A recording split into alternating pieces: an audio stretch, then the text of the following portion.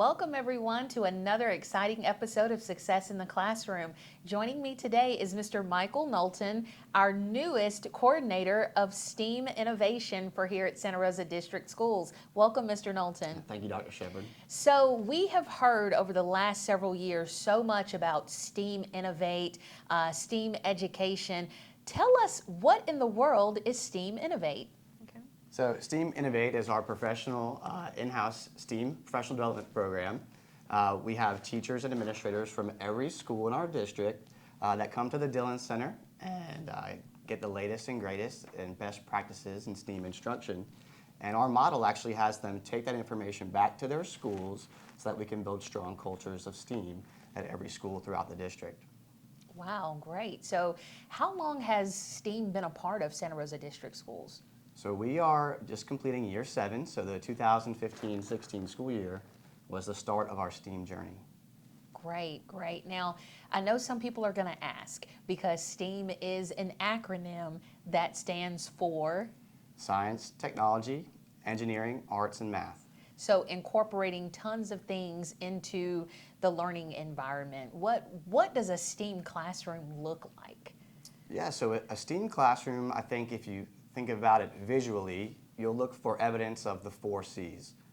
Those are creativity, collaboration, communication, and critical thinking.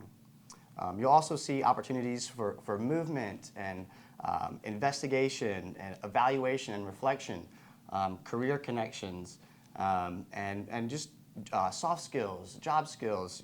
It's really, you'll see it in all forms, depending on whether you're in an elementary setting or middle school or secondary setting.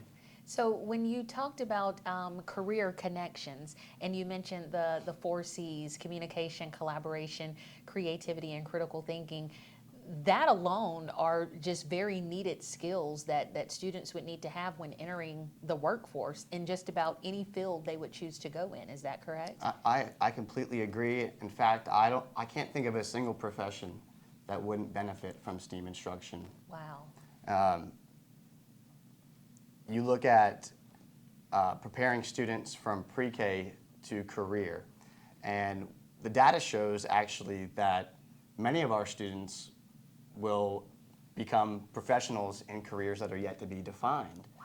So it's so important to have those foundational skills so that they can enter the workforce and be successful. So are you kind of telling me that Santa Rosa District Schools, through our STEAM Innovate program and initiatives, we're kind of on the cutting edge of things that many districts around the nation haven't quite truly tapped into just yet? Yeah, I think being early adopters of STEAM instruction, we're definitely a lighthouse district, certainly in the state of Florida, but definitely regionally, and we've also gained some national attention for some of the work our teachers and administrators have been able to accomplish. Wow, wow. So talk to me, if you would, a little bit about the community connections associated with STEAM. When we have activities going on at our school sites that involve STEAM innovator, STEAM education, how do we bridge that gap? How do we bring community partnerships and other entities into this picture with us? Great question, and so critical to our mission. So we look at STEAM and we think about it in terms of a STEAM learning ecosystem. Okay. So part of that is forming partnerships with businesses, community organizations, parents, and families to identify ways that our students can be assets for them and they can be assets for our students. Okay. So what that looks like is much of our project-based learning is based on real-world problems in the community, and businesses relying on our expertise to be solution seekers for them. Another great community component that we've been looking at very recently is a new educational design called place-based learning.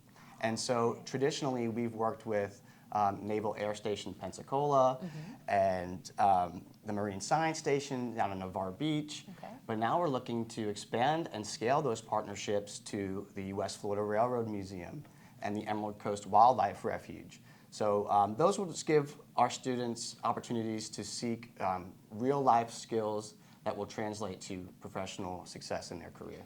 Place-based learning, that sounds super exciting. And so when school is getting ready to start back, and every school site has STEAM innovators at their school site. And these people do what for school sites? Well, they're teacher leaders. We call them innovators because they're leaders in thought and leaders in practice. So when they come to the Dillon Center to receive the best practices in STEAM instruction, their mission really is to take those ideas back and train their fellow staff. And through that model, we build a very strong culture from school to school that expands district-wide. Awesome, awesome.